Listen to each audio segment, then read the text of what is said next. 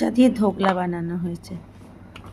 দেখো এইভাবে মোচাটাকে কেটে ধোকলার শেপ দেওয়া হলো, তারপর এটাকে রান্না করা হবে। খেতে না দারুণ হয় এভাবে যদি মোচার ধোকলা তৈরি করা যায়।